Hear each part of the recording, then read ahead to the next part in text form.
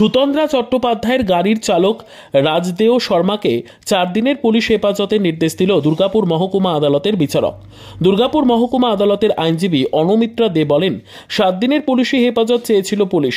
সমস্ত রেকর্ড খতিয়ে দেখে সমস্ত দিক বিবেচনা করে বিচারক 4 দিনের পুলিশ হেফাজতের নির্দেশ দেন। শর্মাকে ফরওয়ার্ড করা হয়েছিল, আইও ফরওয়ার্ড করেছিলেন অ্যালং উইথ সিডি এবং সিডির মেটেরিয়াল দেখে, রেকর্ড দেখে আইও প্রেয়ার করেছিলেন ফর 7 days পিসি। তো সিডির মেটেরিয়াল দেখে এবং রেকর্ড দেখে বোথ সাইড শুনে লার্নেড কোর্ট এই রাজদেও শর্মার বেলও রিজেক্ট করেছেন আর 4 days পিসি অ্যালাউ করেছেন। যেটা অভিযোগ কে করেছিল, আলাদা করে কেউ করেছিল? এই কেসের তো ডিফ্যাক্টো কমপ্লেনেন্ট হচ্ছে ওই রাজদেও শর্মা যে গাড়িটা চালাচ্ছিলেন সেই গাড়ির একজন কো প্যাসেঞ্জার মিন্টু মণ্ডল, তিনি ছিলেন এই গাড়ির এই কেসের ডিফ্যাক্টো কমপ্লেনেন্ট, তিনি কমপ্লেনটা করেছিলেন। কিন্তু কমপ্লেন যেহেতু ওরা করেছিল ওই গাড়ির বিরুদ্ধে, তাহলে এর নামে কে ছিল? মানে গাড়ি কি ভুল চালিয়েছিল বা অন্য কোনো ছিল কি? না, এখন তো ইনভেস্টিগেশন চলছে, তো যেটুকু যা পাওয়া গেছে যে তাতে এও একবার কি স্পিডে চালাচ্ছিল, একে অনেকবারই কন্ট্রোল স্পিডে চালাতে বলেছিল অন্য কো প্যাসেঞ্জাররা, কিন্তু সেটাও করেনি, বিয়ন্ড কন্ট্রোলই চালিয়েছে। তো সেই বেসিসে আর কি আজকে তাই পিসি নিলেন আয়ও। এরপর ফার্দার যা ইনভেস্টিগেশন হবে তার বেসিসে তারপর কেস হবে। 281, 125A, 105 and 324(4) subsection 4 of BNSS Act, নতুন সেকশন একটা। তো কদিনের বললেন? 4 দিনের পর 4 days পিসি গ্রান্ট হয়েছে। ঠিক আছে, আমার নাম অনমিত্রা দেব। I am an advocate of Rajidev Sharma. Today police has prayed for 7 days remand in respect of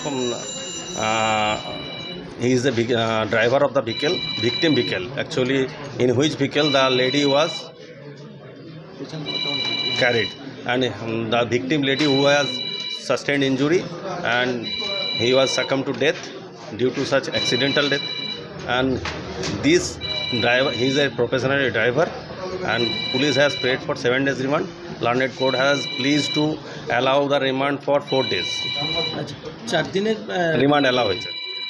এর বিরুদ্ধে কেস হলো, মানে কি কারণে ছিল বা অ্যাকচুয়ালি আমার ক্লায়েন্ট টিল নাও ইনোসেন্ট, কিন্তু পুলিশ ইনভেস্টিগেশনে ওরা দেখাতে চাইছে যে মানে ফ্যাক্টটা ক্লিয়ার করতে চাইছে, ওই জন্য পুলিশ ওকে রিমান্ড চেয়েছে। পুলিশ ইনভেস্টিগেশনে কি পাচ্ছে না পাচ্ছে সেটা সিডির পরে রিমান্ডের পরেই পাওয়া যাবে। যে কোনো লোককে পুলিশ হয়তো ইনভেস্টিগেশনের ক্ষেত্রে চাইতে পারে, সেই ক্ষেত্রে এবারে ধরুন রিমান্ডের পরে কি রেজাল্ট হচ্ছে সেটার উপরে পুরোটা নির্ভর করছে। কিন্তু আমার ক্লায়েন্ট কোনোভাবে এই কেসে ইনভলভ নেই, এটা purely accidental case under section 106 of the BNSS। বলছি সাদা গাড়িতে ধাওয়া করেছিল এবং জোরের মতো এই অ্যাক্সিডেন্ট করেছে, সেটাই অভিযোগ ছিল এর বিরুদ্ধে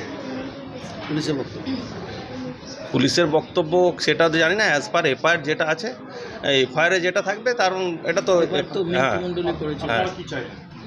আমি রিমান্ডের অবজেকশন দিয়েছিলাম। রিমান্ডের অবজেকশনে অ্যাজ পার মাই অবজেকশন যে রিমান্ডটা there is no justified ground to grant remand, এবং আমি চেয়েছিলাম যে অ্যাটলিস্ট রিমান্ডটা এই কারণেই আমি ক্যান্সেল চাইছি যে রিমান্ডটা কোনো মতেই যেন না হয়। এবং জজ সাহেব মনে হলো যে উনি ফিট মনে করেছেন 4 দিনের রিমান্ড দেওয়ার জন্য, 4 দিন রিমান্ড অ্যালাউ করেছেন। আমি আমার ক্লায়েন্টের ক্ষেত্রে সবসময় চাইবো যে ও রিমান্ডটা ক্যান্সেল হোক, কিন্তু ইনভেস্টিগেশন এজেন্সির জজ সাহেব মনে করেছেন যে there is fit for 4 days remand. আপনার নাম?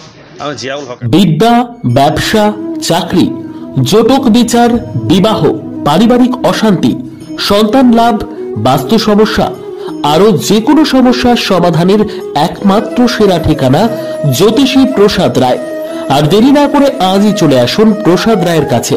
আমাদের ঠিকানা 5A/23 Sepco township, B zone, Durgapur, 713205। Phone number 7407250555, 9064620441, 8967696309।